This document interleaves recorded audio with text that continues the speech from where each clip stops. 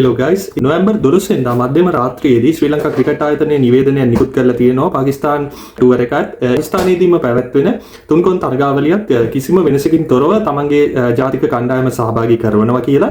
හැබැයි මේකේ තියෙන අලුත්ම අප්ඩේට් එක තමයි ක්‍රීඩකයන් 8 දෙනෙක් සංචිතයේ ඉන්න ක්‍රීඩකයන් 16 දෙනෙක් ඔවුන්ගෙන් 8 දෙනෙක් ඉල්ලලා තිනවා නැවත ශ්‍රී ලංකාවට පැමිණීම සඳහා. ඉතින් ශ්‍රී ලංකා ක්‍රිකට් ආයතනයේ නිවේදනය කරලා තියෙනවා ඒ පැමිණෙන ක්‍රීඩකයන්ට පැමිණෙන්න පුළුවන් කිසිදු ප්‍රශ්නයකින් තොරව. හැබැයි ඒකට නිවැරදි හේතුවක් දක්වන්න ඕනි කියලා.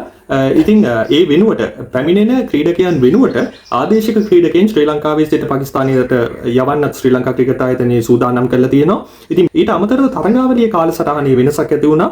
නොවැම්බර් 13 වෙනිදායි 15 වෙනිදායි පවත්වන්න තිබ්බ එක්දින තරගාවලියේ දෙවැනි තරගය තුන්වෙනි තරගය නොවැම්බර් 14 වෙනිදාටත් නොවැම්බර් 16 වෙනිදාටත් කල් ගිහිල්ලා තියෙනවා.